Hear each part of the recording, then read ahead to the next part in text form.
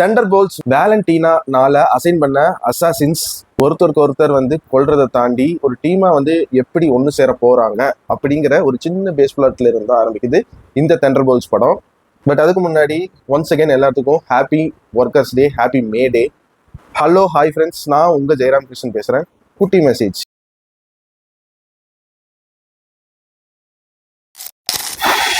இந்த கருப்பு சட்டையை போட்டு இந்த 3 படம் பார்த்துட்டு இந்த டூரிஸ்ட் ஃபேமிலி வேற இன்னும் பார்க்கல. ஒரு மாதிரி ஏசிக்குள்ளேயே இருந்துட்டு வெளியே உப்புசமும் வந்துட்டு உள்ள கூலா வெளியே சூடா அப்படின்னு வந்து ஒரு மிக்சடு இதா வந்து எதுக்கு ரிவ்யூ தாண்டி இதை பேசிட்டு இருக்கேன்னு கேட்டீங்கன்னா, எனக்கு ரொம்ப நாளா ஒரு டவுட்டுங்க. ஃபோன்ல நான் நோ ஸ்பாய்லர் சேலஞ்சுன்னு வந்து கிரேட்டஸ்ட் ஆஃப் ஆல் டைம் தளபதி விஜய் நடித்த படத்துக்கு நோ ஸ்பாய்லர் சேலஞ்சுன்னு ஒரு விஷயம் பேசியிருந்தேன். நம்ம சேனல் பெருசாக யாரும் பார்த்துருக்க மாட்டீங்க. பட் இருந்தாலும் இந்த வீடியோவில் மறுபடியும் சொல்கிறேன், அப்படி என்னதான் இருக்கு. படம் வந்து ஓப்பன் ஆனோடனே வந்து அந்த படத்தை அப்படியே ஃபோனில் வந்து படத்தை ஸ்க்ரீனில் பார்க்காம ஃபோன் எடுத்துட்டு அந்த ஓப்பனிங் சீனை வந்து ரெக்கார்ட் பண்ணுறது, ஸ்னாப் சாட்டில் அனுப்புறது, பாட்டை வந்து வீடியோ ரெக்கார்ட் பண்ணுறது. இன்னும் சில பேரெல்லாம் வந்து படம் பார்க்குறக்கெல்லாம் வரல, ஃபோன் எடுத்துட்டு படத்தை வீடியோ எடுக்கிறதுக்கு மட்டும்தான் நிறைய பேர் வரீங்க. அப்படி அவங்கள விடுங்க. அந்த இன்ட்ரோ சீனை ஸ்டேட்டஸாக வைக்கிறதுல என்ன ஒரு இது கிடைக்குதுன்னு தெரியல. படம் பார்க்காதவங்களுக்கு அது வந்து ஒன் கைண்ட் ஆஃப் ஸ்பாய்லர் தானே.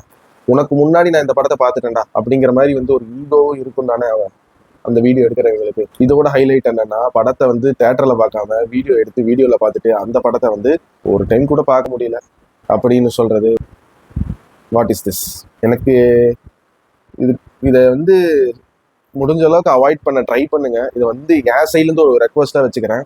இதை பற்றி இவ்வளோ பேசுறீங்களே, நீங்கள் அந்த மாதிரி பண்ணது இல்லையா அப்படின்னு நீங்கள் கேள்வி கேட்டீங்கன்னா, முதல்ல ஸ்டார்டிங்கில் பண்ணிட்டு இருந்தவன்னா, பட் ஆனால் இப்போ முடிஞ்ச அளவுக்கு வந்து அதை அவாய்ட் பண்ண ட்ரை பண்ணிட்டு இருக்கேன். இப்போ கம்ப்ளீட்டாக அவாய்ட் பண்ணிட்டேன்னு தான் நினைக்கிறேன். ஸோ நானே அந்த மாதிரி பண்ணிட்டு இருந்தேன்னா என்னால் பண்ண முடியும்னா உங்களாலையும் அதை பண்ண முடியும். அந்த மாதிரி பண்ணி ஒரு படத்தை வந்து என்ஜாய் பண்ணி பாருங்களேன். அந்த படம் தர ஃபீலே வேற. இதை வந்து இந்த ரெட்ரோ படம், இந்த hit, third case, Thunderbolts இந்த மாதிரி படங்களுக்கு மட்டும் சொல்ல, ஃபோனை எடுத்து ஸ்க்ரீனில் வந்து ரெக்கார்ட் பண்ணாமல் ஒரு படத்தை டாப் டு எண்டு வந்து பார்த்தீங்கன்னா அது தர ஃபீலே வேற.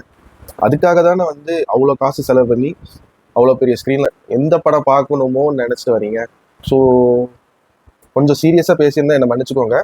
பட் ஸோ நான் இதன் மூலியமாக கேட்டுக்கிற ரெக்வஸ்ட், முடிஞ்ச அளவுக்கு படத்தை தேட்டரில் மட்டும் பாருங்கள். அது தேட்டரில் ஸ்டார்டிங்கில் வந்து இந்த மாதிரி ஃபோனில் நீங்கள் ரெக்கார்ட் பண்ணீங்கன்னா இத்தனை ருபீஸ் வரைக்கும் வந்து ஃபைன் போடுறதுக்கு லீகலாக வந்து ஆக்ஷன் எடுக்க முடியும் அப்படின்னு போட்டும் அதெல்லாம் பார்க்காம வந்து நீங்கள் வீடியோ எடுத்துகிட்டு இருக்கீங்க. அண்ட் அப்படி போட்டும் சில தேட்டர் இன்ஸ்டாகிராம், ட்விட்டர் பேஜுமே வந்து அதை வந்து அவங்களோட இன்ஸ்டாகிராம் ஸ்டோரியில் போடுறதா இருக்கட்டும், அது வந்து ஒரு மார்க்கெட்டிங் பிஸ்னஸாகவே பண்ணிட்டு இருக்காங்க. என் சைட்லேருந்து ஒரு ரெக்வஸ்ட்டாக கேட்டுக்கிறேன், படத்தை ஸ்பாயில் பண்ணாமல் நீங்கள் ஃபஸ்ட் டைம் எப்படி பார்க்குறீங்களோ மற்றவங்களும் அதே மாதிரி பார்க்கட்டும் தான் என்னோட ஒரே எண்ணம். So please please please consider my request. குட்டி மெசேஜ். மைண்டை எப்போவுமே வந்து இதை பண்ண போகிறோம் அப்படின்னு அறிபறியாக வந்து நிறைய விஷயத்த வந்து பண்ணாதீங்க.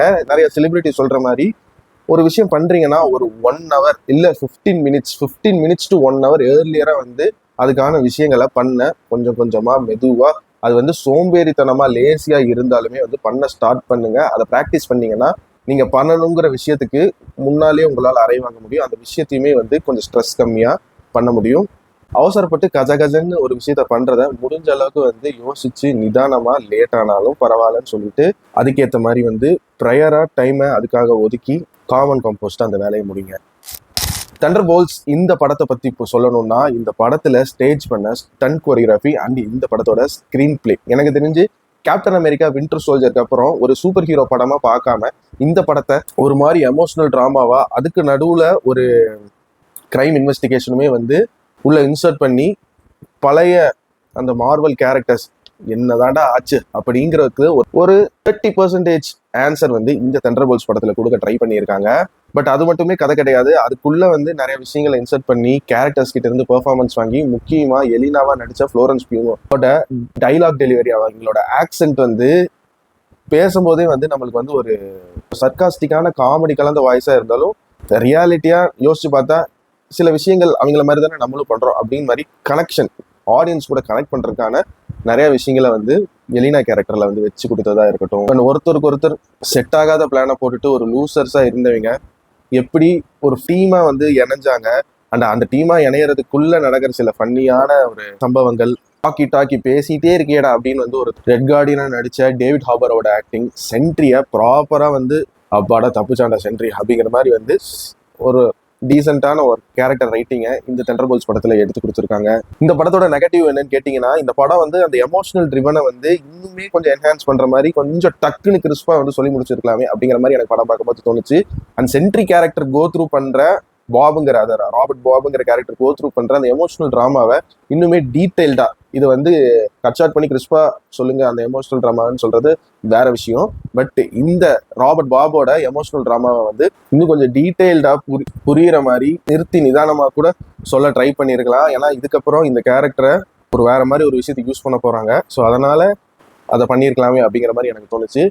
அண்டு இதை தாண்டி பெரிய நெகட்டிவ்னு இந்த படத்துல எனக்கு பெருசா எதுவும் இல்லை. சினிமோட்டோகிராஃபி, டைலாக்ஸ், இந்த படத்தோட screen play treatment, stunt sequence, இதுக்காகவே இந்த படத்தை நீங்க தியேட்டர்ல 2D ரிலீஸ் ஆனா கண்டிப்பா 2Dலயே பாருங்க. 3D எதுக்கு அப்படிங்கிற மாதிரி தான் இருந்துச்சு எனக்கு தியேட்டர்ல பார்க்கும்போது. அண்ட் இந்த தெண்டர்போல்ட்ஸ் படம் போடுறதுக்கு முன்னாடி ஃபேண்டாஸ்டிக் ஃபோர் ட்ரெய்லரும் அண்ட் ஐமேக்ஸுக்கான ஒரு ஸ்பெஷல் எக்ஸ்க்ளூசிவ் 3D இமேஜஸை வந்து ஃபேண்டாஸ்டிக் ஃபோர் ஃபர்ஸ்ட் ஸ்டெப்ஸ் படத்துக்காக போட்டு காமிச்சாங்க. அதெல்லாம் 3Dல பார்க்கும்போது ரொம்ப சூப்பரா யூனிக்கா இருந்துச்சு. படமும் அந்த அளவுக்கு யூனிக்கா இருந்தா பயங்கரமா இருக்கும். அண்ட் இந்த படத்துல mid credit scene, post credit scene ரெண்டுமே இருக்கு, மிஸ் பண்ணாம வாங்க. கொஞ்சம் ஒரு மாதிரி அந்த அளவுக்கு பெரிய அளவுக்கெல்லாம் வந்து கனெக்ட் வரல, பட் ஆனா மிஸ் பண்ணாம பார்த்துப்பாங்க, ரெண்டுமே என்ஜாய் பண்ணி பார்ப்பீங்க. அண்ட் இந்த படத்தோட போஸ்ட் கிரெடிட் சீன் நான் பார்த்த மார்வல் லாங்கஸ்ட் போஸ்ட் கிரெடிட் சீன்ல one of the longest post credit scene இதுதான். அதுக்குன்னு 5 நிமிஷம் 6 நிமிஷம் வச்சிருக்காங்களா அப்படின்னு கேட்டீங்கன்னா அப்படி இல்லை. ஒரு 1 to 1.5 minutes கிட்ட பிளே ஆகுது. என்ன பொறுத்த வரைக்கும் இப்போ ரீசெண்ட் டைம்ல மார்வல் போஸ்ட் கிரெடிட் சீன்ல இது கொஞ்சம் ஒரு லென்த்தியான போஸ்ட் கிரெடிட் சீன் தான், பட் ஒர்த் ஃபார் வாட்சிங். அண்ட் இந்த படம் பார்த்து முடிச்சுட்டு உங்களுக்கு என்ன ஃபீல் தந்துச்சு அப்படிங்கிறதையும் மறக்காம சொல்லுங்க கமெண்ட் பாக்ஸ்ல. இந்த தெண்டர்போல்ட்ஸ் படத்துக்கு என்னோட ரேட்டிங் என்னன்னு கேட்டீங்கன்னா 100க்கு 75 மார்க்ஸ் தாராளமா தருவாங்க. Thunderbolts have to be watched by many, but you know what I mean. நான் உங்களை இதே மாதிரி இன்னொரு சூப்பரான வீடியோல சந்திக்கிற வரைக்கும் நீங்களும் நல்லா இருங்க, எல்லாரையும் நல்லா வச்சிருங்க. அவ்வளவுதாங்க விஷயம். நன்றி, வணக்கம், பை பாய். நான் வரேங்க.